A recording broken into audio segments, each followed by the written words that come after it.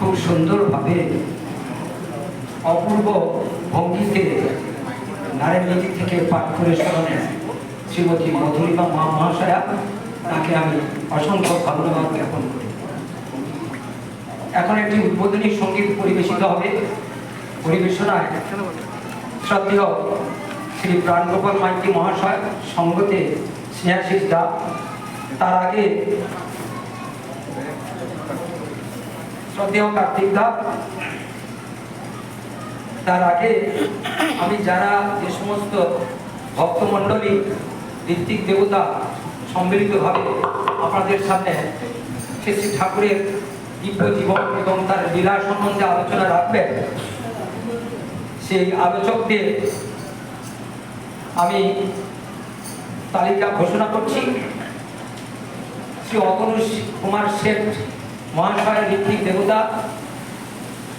পরের বক্তা শ্রী মঙ্গল মান্না মহাশয়, শ্রদ্ধেয় গুরু ভ্রাতা। পরবর্তী বক্তা শ্রী অরবিন্দ বেরা মহাশয়, সশ্রদ্ধেয় আমাদের ভক্তপ্রাণ দাদা। পরবর্তী বক্তা শ্রী ভবানী প্রসাদ মাইতি মহাশয়, ভক্তপ্রাণ দাদা। এবং পরবর্তী বক্তা শ্রী অভিজিৎ বন্দ্যোপাধ্যায় মহাশয়। এখন একটি সঙ্গীত পরিবেশিত হবে। পরিবেশনায় শ্রী প্রাণগোপাল মাইতি।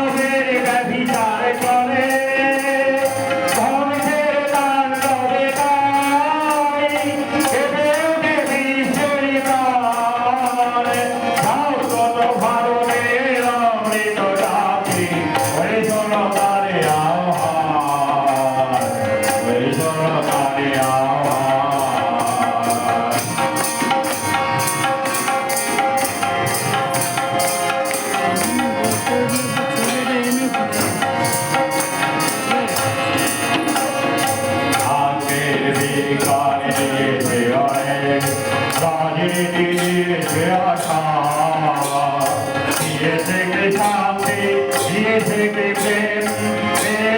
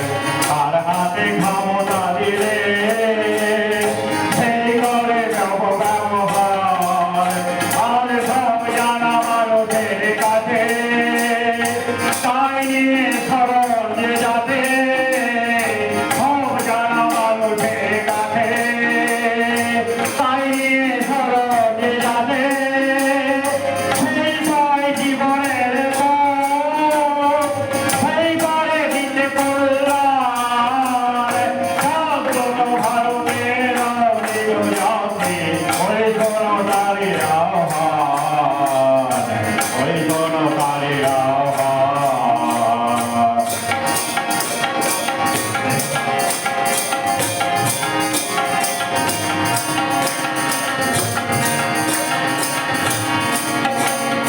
খুব বড় ভালোবাসা নিয়ে যুগে যুগে হে মহামানব ধরণীর পরিবারে রাখে জীবনের পরমায়ু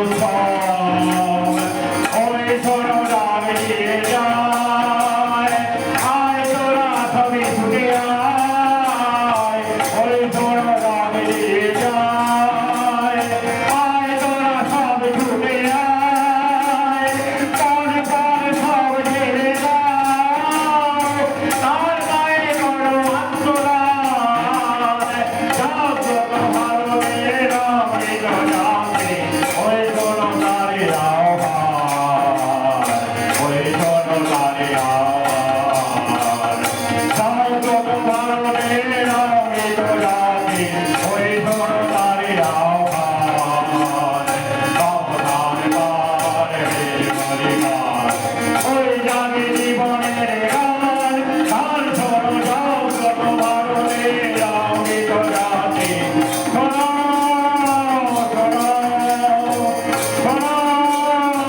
শোনো শোনো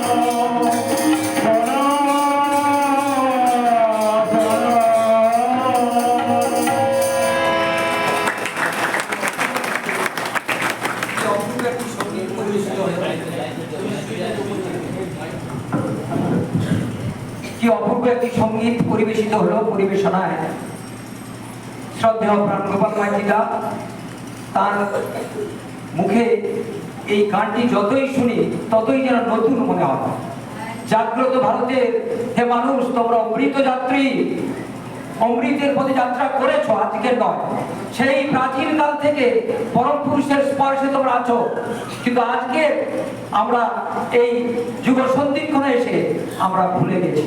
সেজন্য বারবার স্মরণ করে দিয়েছেন, হে অমৃত পথযাত্রী, অমৃত যাত্রী, তোমরা যাবো তাকে অনুসরণ করো, তার পথ অনুসরণ করে চলতে থাকো, তোমাদের বৃত্তির খপ্পর থেকে তোমরা বেরিয়ে এসো। সুতরাং এই গানটির একটি মধুর ব্যাখ্যা আছে। যাই হোক, আমি ভক্ত দাদা যারা বক্তব্য রাখবেন লীলাময় ঈশ্বর সম্পর্কে তাদের কাছে অনুরোধ করছি, আপনারা সময়টা একটু সংক্ষেপ করবেন, কেননা পরবর্তী বক্তা যিনি থাকবেন তার পক্ষে সুবিধা হবে। সেটা আমি বলে দিলাম না সময়, কিন্তু অনুরোধ করছি বারবার করজোড়ে আপনারা একটু ধ্যান দিয়ে রাখবেন যাতে বক্তব্যটা সংক্ষেপ করা যায়। এখন বক্তব্য রাখছেন ঋত্বিক দেবতা, শ্রদ্ধেয় ঋত্বিক দেবতা শ্রী অতনু কুমার সেন মহাশয়। বিষয়টা হচ্ছে পরম পুরুষ যুগে যুগে আসেন, পূর্ববর্তী যুগগুলোতে পরপর এসেছিলেন এবং সেই সমাজের প্রেক্ষাপটে তিনি যে সমস্ত বিষয়ের বা বিধান নিয়ে এসেছিলেন সেই সমাজের জন্য, সেই সমাজের উদ্দেশ্যে বর্তমান যে সমাজ ব্যবস্থা বা বর্তমানের সমাজের যে দুর্গতি, যে দুর্দৈব অবস্থা, সেই অবস্থার মোকাবিলা করার জন্য শীর্ষ পুরুষোত্তম শ্রী ঠাকুর অনুকূলচন্দ্র পূর্ণ মাত্রায় 10,000 বছর আর আসবেন না বলে বিধান দিয়ে গেছেন। তার মানে তিনি আছেন, তিনি জ্যান্ত। তিনি যে বিধান দিয়ে গেছেন সেই বিধান আমাদের প্রত্যেক মনুষ্য জীবনে একান্ত পালনীয়। ডাক্তার যেমন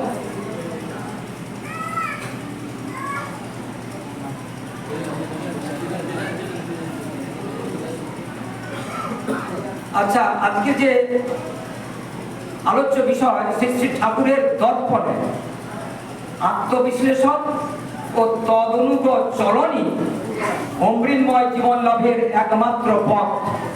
আবার বলছি, যুগ সমস্যার সমাধানে শ্রী শ্রী ঠাকুরের জীবন ও সমাধানই বাণী। ওই মনুষ্য জীবনে আমরা কোনো ঐশ্বর্য বিধান মেনে চলছি না, কিন্তু বৃত্তির বিধান মেনে চলছি। এতে আমাদের অনেক রকমের অভিঘাত আমাদেরকে জব্দ করছে, আমাদেরকে মৃত্যুর পথে নিয়ে যাচ্ছে, আমাদের পরমায়ু ক্ষয় করে দিচ্ছে। সুতরাং আমরা যাতে পরম পুরুষ যে বিধান নিয়ে এসেছেন বর্তমানে শীর্ষ পুরুষোত্তম শ্রী শ্রী ঠাকুর অনুকূল চন্দ্র, তার বিধান প্রতিপালনের মধ্য দিয়ে আমরা প্রকৃত জীবনের অধিকারী হব, আমাদের পরমায়ু বৃদ্ধি পাবে, আমরা আনন্দে সংসার জীবনযাপন করতে পারবো, সেই সম্বন্ধে বক্তব্য রাখছেন শ্রদ্ধেয় ঋত্বিক দেবতা শ্রী অতনু কুমার শেঠ মহাশয়।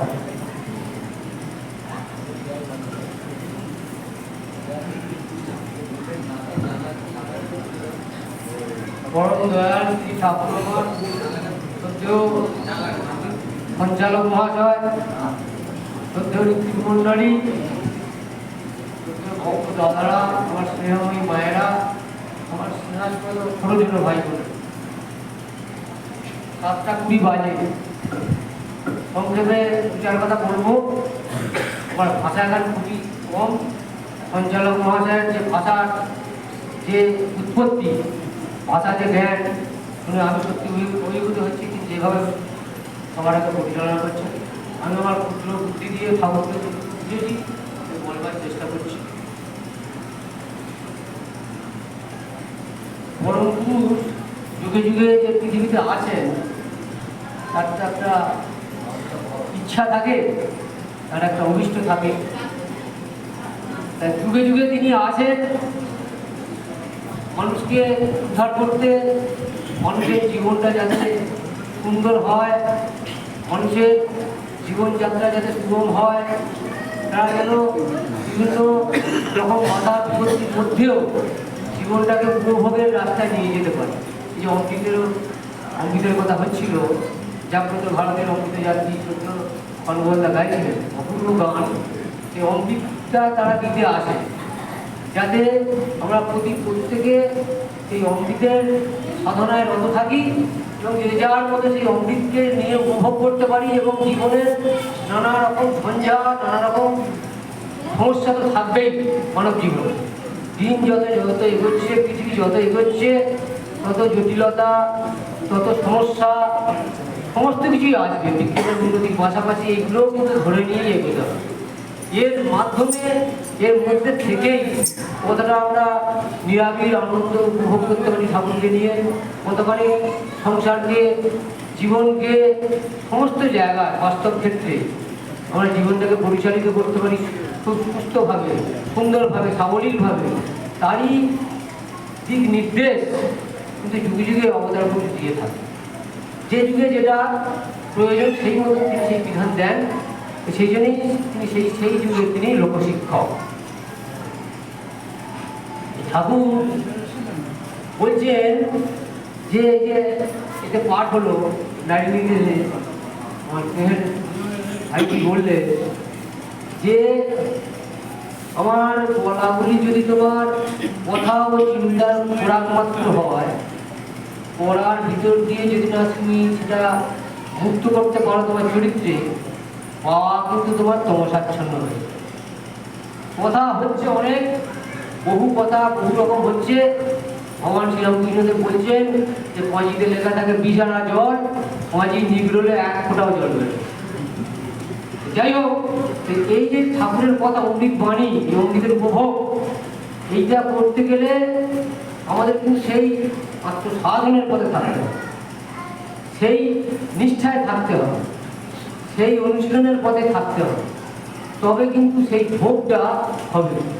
বর্তমান যুগে মানুষ যে সমস্যা সংকুল যুগ, এই যুগে মানুষ তো বিভিন্ন রকম তার ভোগের পসরা তার সামনে আছে, বিভিন্নভাবে তাকে প্রলোভন দিচ্ছে, প্রলোভন দেখাচ্ছে। মানুষ সেই সব নিয়ে আছে এবং তার মধ্যে ঈশ্বর অবতার পুরুষ আমার তিনি যখন যুগে যুগে আসেন, মানুষ শুরু ভালো তাকে ধরার প্রাসঙ্গিকতাটা কি হবে। যুগের এই প্রেক্ষাপটে যদি না আমরা নিজেকে চিনতে পারি, যদি না আমার বৃত্তিকে চিনতে পারি, যে বৃত্তি দিয়ে আমার জীবনটা সমৃদ্ধ হতে পারে, সত্তাটা সম্বর্ধিত হতে পারে, সেই বৃত্তি কিন্তু আমার সত্তাকে শুকিয়ে মেরে দেবে। সেই বৃত্তি আমার সত্তাকে শোষণ করে ফেলবে, শোষণ। তো এই যে শোষণ করবে বৃত্তি আমার, বৃত্তিকে আমাকে বৃত্তি বলতে চিনতে হবে। পরম পুরুষের আসার প্রাসঙ্গিকতা এটা মুখ্য। তিনি চোখটা আমার খুলিয়ে দেন, চোখটা খুলিয়ে দিয়ে কোনটা বৃত্তির চাহিদা, কোনটা আমার সত্তার চাহিদা, কোনটা আমার জীবনীয় চাহিদা, কোনটা আমার মনের চাহিদা, যেটা করলে আমি শেষ হয়ে যাব, সেই কিন্তু দৃষ্টিভঙ্গিটা আমাদেরকে তিনি প্রথম দেখিয়ে দেন দীক্ষার মাধ্যমে। যে দীক্ষার মাধ্যমে আমার চেতনার এমন একটা স্তরে তিনি আমাকে হাত দেবেন, যে চেতনা থেকে আমি শুদ্ধ বোধ আসবে। ঠাকুর বলছেন ধারণা শুদ্ধ না হলে ভাব শুদ্ধ হয় না, ভাব শুদ্ধ না হলে ভাব সিদ্ধ হওয়া যায় না, আর ভাব সিদ্ধ না হলে অপরকে ভাবান্বিত করে তোলা যায় না। কাজেই এই ভাব শুদ্ধ করতে গেলে, চেতনা শুদ্ধতা আনতে গেলে, কোনটা ঠিক কোনটা ভুল এটা চিনতে গেলে কিন্তু আমাকে পরম পুরুষের চেতনায় তো হতে হবে। আর সেইটাই দীক্ষা। সেই দীক্ষার কোনো বিকল্প হয় না, দীক্ষা অসম্ভাবী। দীক্ষা নিলে মানুষ কতটা কসরত করবে, কতটা অনুশীলন করবে, কতটা তার জৈব সংস্কৃতি তাকে সহায়ক হবে তার চলনের পক্ষে, তার পরোক্ষ কি আছে, এইসব ফ্যাক্টর আসবে।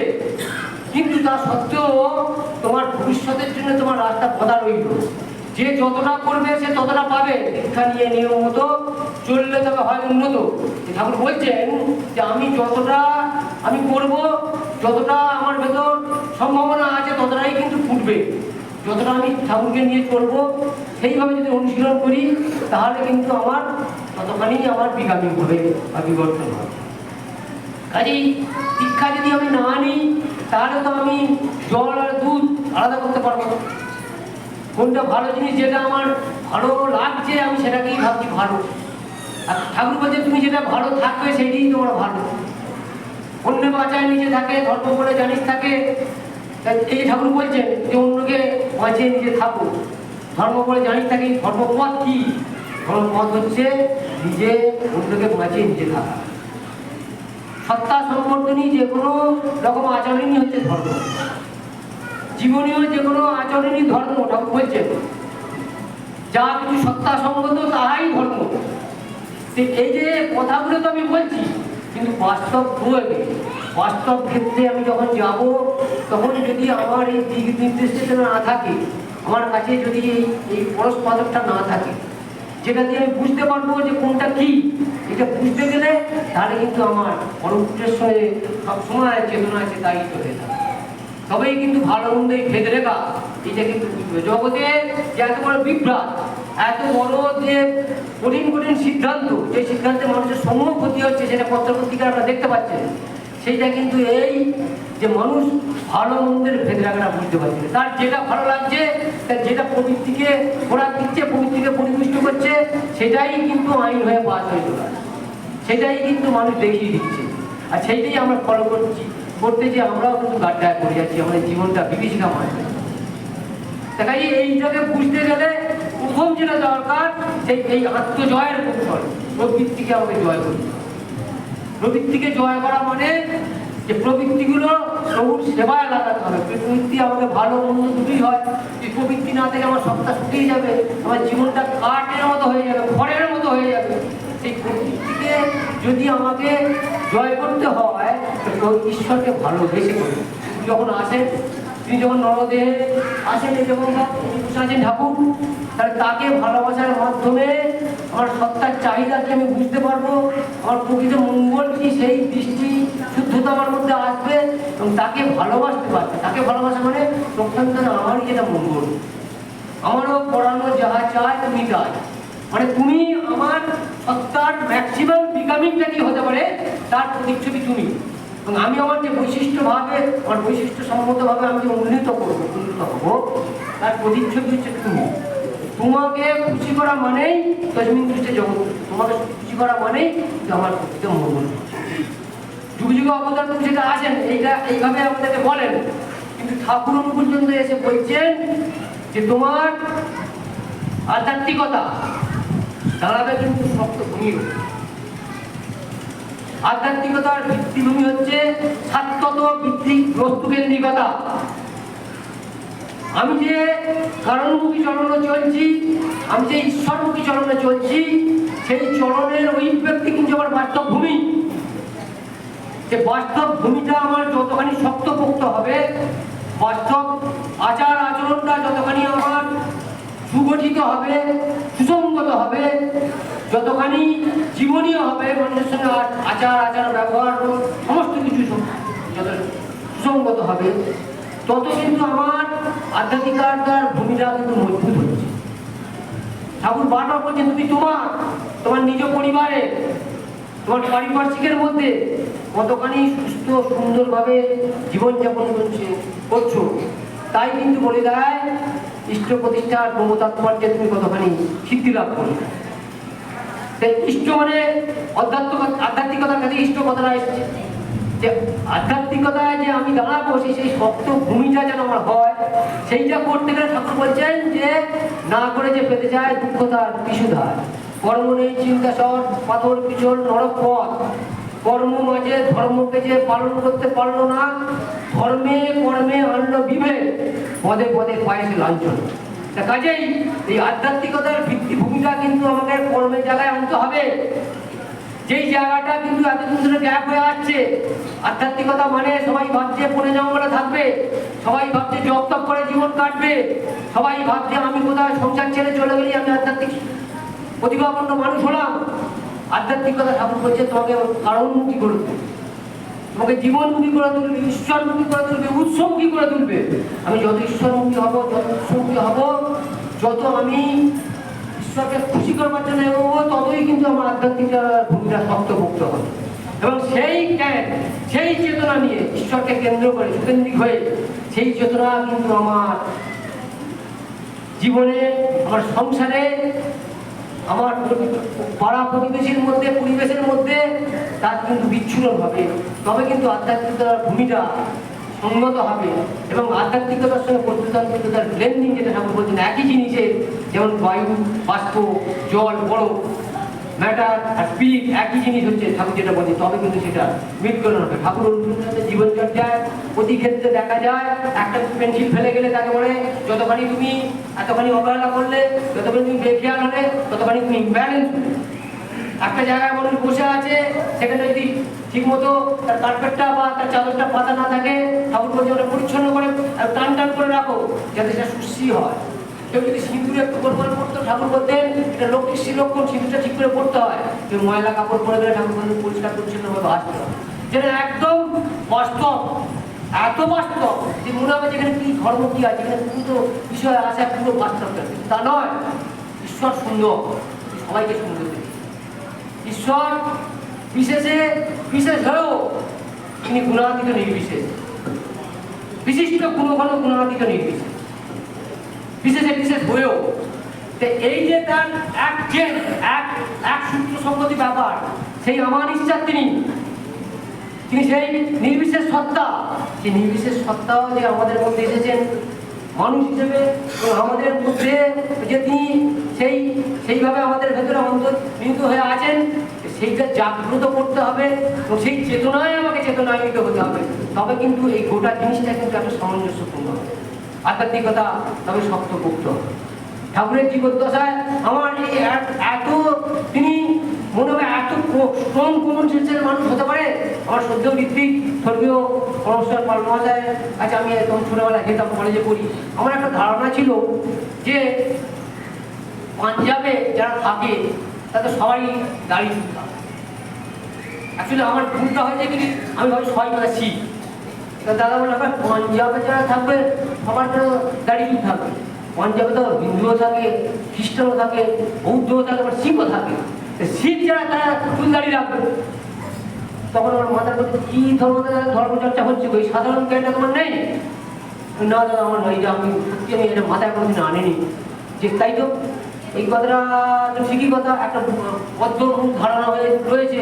তো বাংলায় যেমন হিন্দু আছে, মুসলমান আছে, খ্রিস্টান আছে, বুদ্ধ আছে, সবাই আছে, সবাই তো বাঙালি। আর পাঞ্জাবে সব সম্প্রদায়ের মানুষই তো আছে, সবাই তো পাঞ্জাবি। তো পাঞ্জাবি মানে তার গাড়ি আর বউ হবে। তো এই যে বোধ, এই যে শক্ত বোধ, পরিচ্ছন্ন বোধ, যে ঠাকুর বলছেন যে সত্তা সঙ্গত পরিবেশনায় যেমন হচ্ছে ধর্ম, তেমনি সুসঙ্গত বোধই হচ্ছে জ্ঞান। সুসঙ্গত বোধই হচ্ছে জ্ঞান।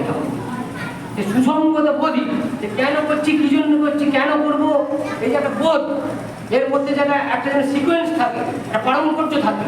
এই বোধটা ধর্মকে ধরে ঠাকুরটা বারবার বলছে যে ধর্ম যদি না পূর্ণ তোমার সরকার কাছে নিত্য কর্মে বাতিল করে রাখো, তাকে কি হবে তোমার এমন ধর্মে? বাতিল করে রাখতে তাহলে কি হবে তোর এমন ধর্মে? তাই কাজেই এই ধর্মটাকে যেন আমার জীবনের পরতে পরতে, সংসারের প্রতি পদক্ষেপে এবং একদম সকালে ঘুম থেকে উঠে থেকে রাত্রি শুতে যাওয়া পর্যন্ত প্রতি ছত্রে ছত্রে যেন আমার ধর্ম অনুরঞ্জিত হয়, ধর্ম যেন আমার চরিত্রে যেন প্রতিফলিত হয়। এই পরম পুরুষের আশা, তিনি ধর্মটাকে এইভাবে যুগোপযোগী করে, এইভাবে আমাদের চরিত্রের মধ্যে, চরিত্র চর্যার মধ্যে এইভাবে তিনি পরিবেশিত করেছেন নিজের জীবন চর্যাকে। তার জীবনচর্যা ক্ষেত্রে দেখা গেছে যে তিনি এমন কোনো কথা বলেননি যেটা তিনি আচরণ করেছেন। তিনি জীবনে এমন কিছু বলেননি যেটা তিনি করেননি আচরণ দিয়ে। কাজে আমরা তার যারা শিষ্য, তা আমাদের মধ্যে সেইটা থাকবে যে আমরা ঠাকুর যেটা বলছেন সেটা বাস্তবে মোক্ষ করি, বাস্তবে সেটা অনুশীলন করি। বাস্তবে অনুশীলনের মাধ্যমে কিন্তু আমাদের ধর্ম কিন্তু জীবনের মঞ্জুরিত হয়। আমরা যে যেরকম ধরনের মানুষ হই না কেন, যত ক্ষুদ্র মানুষই হই না কেন, আমাদের ভেতর ভগবান অনেক সম্ভাবনা দিয়ে পাঠিয়েছেন। আর পরম পুরুষের দীক্ষায় যখন আমরা চেতনায়িত হয়েছি, দীক্ষিত হয়েছি, তখন যদি আমি আমার মতো করে মোক্ষ করি, আমি আমার মতো অকপটভাবে, একদম আমার মতো করে পরিচ্ছন্নভাবে, পরিষ্কারভাবে, যতটুকু আমি মানুষ এইভাবে অকপটভাবে, একদম কোনো রকম উপোজ নেই, কোনো রকম উপোজ ভনিতা নেই, স্বাভাবিকভাবে যেটা আমার কর্মনীতি করি, তাহলে আমার বৃত্তি যে অনন্ত ঘাট, অনন্ত ঘাট, সেগুলো একটা একটা করে আমার পরিষ্কার হবে, পরিচ্ছন্ন হবে। আমি তখন নিজেকে চিনতে পারবো, নিজেকে জানতে পারবো, নিজেকে পরিশুদ্ধ করতে পারবো, নিজেকে জীবনটা উপভোগ করতে পারবো। যে পরম পুরুষ আসেন কত অনন্ত ভান্ডার নিয়ে আসেন আমাদের সার্বিক উন্নতির জন্য। যে বোধ বোধনা, যে বাবা মাকে যে আমরা ভালোবেসে এসেছি, গুরুজনদের যে ভালোবেসে এসেছি, ভাই বোনকে যে ভালোবেসে এসেছি, সে ভালোবাসা কতখানি আমাদের, কতখানি কোয়ান্সে মনে হবে। ঠাকুর অনুকূলচন্দ্রকে ভালোবেসে, পরম পুরুষকে ভালোবেসে, সেই ভালোবাসার কতখানি ব্যাপ্তি হচ্ছে, ভালোবাসাটা কতখানি ঘুমায়িত হচ্ছে, সাবলিমেটেড হচ্ছে। ঠাকুর বলছেন কিভাবে হচ্ছে, সেইভাবে তখন তাকে যে ভালোবাসতাম, তার যেটা ভালো লাগতো সেটাকেই আমি ভালোবাসা পাই। তা নয়, তার যাতে প্রকৃত মঙ্গল হয়, তার যাতে জীবনের প্রকৃত উন্নতির পথে আসে, সেটাতে ভগবানমুখী হয়, সেই মঙ্গলটাই আসল মঙ্গল। এই চেতনায় এখন কিন্তু আমরা কম বেশি সবাই কিন্তু আমরা চেতনাই করি। তা আরো ভালো করে কিন্তু ভালোবাসতে হয় সন্তানকে, স্ত্রীকে, পুত্রকে, পরিবারকে, পারিপার্শ্বিককে। সেই ক্লুটা তিনি দিতে আসেন। তিনি তো সারা বিশ্বের মালিক, কিন্তু সবার মধ্যে ছড়িয়ে আছেন। সেই আঙ্গিকে, সেই চেতনায় যদি আমি তাকে ট্রিট করি প্রত্যেককে, তাহলে কিন্তু আমার ভালোবাসাটা ঠিক ঠিক ঘুমাইত। ঠাকুর এক জায়গায় বলছেন যে তুমি পিতা, একটা ছেলে বসে আছে, তার হয়তো জ্বর হয়েছে, সিকিম পড়ছে নাক দিয়ে, তুমি তার নাকটা ছেড়ে হাতটা ধুয়ে তার মায়ের করে দিয়ে দিলে তোমার পিতৃত্বটা সাবলিমেটেড ঘুমাইত। যদি তোমার সেটা না হয়, তোমার পিতৃত্ব সাবলিমেটেড। এত সহজভাবে তিনি বোঝাচ্ছেন ঈশ্বরত্ব আমার ভেতরে এসে আমার যে বিকাশ ঘটাচ্ছে, আমার ভালোবাসার প্রতিজনকে আমি কতখানি ভালোবাসতে পারছি, আমার ভেতরে গ্রহ বুদ্ধি আসছে কিনা, আমার কথা শুনবে তার কোনো গ্যারান্টি নেই। সে তার চেতনার উন্মেষে আমাকে তাকে ভালোবেসে, তাকে তার সভ্যতা, তার সঙ্গে হৃদ্যতা জমিয়ে তাকে তার সিংহদ্বারটা খুলে দিতে হবে। সে যে তার মনের কথা বলে, আমিও যেন তাকে মনের কথা আমার বলি। এই যে ঠাকুরকে ভালোবেসে তাকে, এই যে তার মধ্যে এই যে আমার আলাপ আলোচনা হচ্ছে, ভালোবাসতে পারিপার্শ্বিক মধ্যে সবার মধ্যে, সে কিন্তু তার সমস্ত কথা বলবে, সমস্ত কথা বলে সে কিন্তু খালি হবে। সেই সুখটা তো আমরা রাজাদিরা যে সন্তান বলে সেটা পাই, আমরা জানি তার কোথায় ব্যথা, তার যন্ত্রণা, সেটা ভালোবাসা না হলে কিন্তু সে কিন্তু ওপেন করবে। তুমি যতই তাত্ত্বিক কথা বলি না কেন, যদি সে ভালোবাসার স্পর্শ না পায়, সে কখনোই কিন্তু আমার কাছে ওপেন হয়। সেই টুকটা ঠাকুর দিচ্ছে যে আমার সম্পদ হচ্ছে ভালোবাসা, আমার সম্পদ হচ্ছে ভালোবাসা। আমি ভালোবাসা দিয়ে মানুষকে আয়, ভালোবাসা ব্যয় করে মানুষ আয়, এবং তার শিক্ষায় সমস্ত মানুষ, আপামর জনসাধারণ, সারা বিশ্ব ব্রহ্মাণ্ডের সমস্ত সবাই কিন্তু উদ্ধার। কোনো স্পেসিফিক মানুষ কোনো উদ্ধার হবে যে তিনি ফুলফিলারটি বেস্ট, তিনি ফুলফিলারটি গ্রেট নয়। ফুলফিলারটি গ্রেট তারাই হন যারা সাধক সম্প্রদায়ের মানুষ, ঋষি, যারা সাধক মুনি ঋষি, তারা বিশিষ্ট কিছু মানুষকে দীক্ষা দেয়, বিশিষ্ট কিছু মানুষকে দীক্ষা দিয়ে তাদের উত্তরণের ব্যবস্থা করে। তিনি ফুলফিলারটি বেস্ট যখন পৃথিবীতে আছেন, তিনি সারা আপামর জনসাধারণের প্রত্যেকটা মানুষের তিনি উদ্ধারকর্তা। তার এত বড় দায়িত্ব আছে, তিনি একমাত্র মালিক, আমার ঈশ্বর। তিনি প্রত্যেকটা মানুষের কিন্তু উদ্ধারের তিনি পথ জানেন। কাজেই আমরা যারা দীক্ষিত হয়েছি তারা তাদের নিজেদের খাটো বাড়ার কোনো রাস্তা নেই। আমরা প্রত্যেকেই কিন্তু পরম পুরুষে এই দীক্ষায় দীক্ষিত হয়ে জীবনকে সম্পৃক্ত করেছি, এবং আমরা যতখানি অনুশীলন করব, যতখানি তাকে নিয়ে চলবো, আমার কিন্তু অনন্ত সম্ভাবনা আমার জীবন আমি লাভ করবো, প্রকৃত অমৃতের স্বাদ কিন্তু আমি গ্রহণ করতে। কাজেই এইটা সেদিন ঠাকুর বলছেন, আমার লোকাল ট্রেনই ভালো লাগে, যে ট্রেন সব জায়গায় দাঁড়াবে, সব মানুষকে তুলবে এবং গন্তব্যস্থলে যাবে।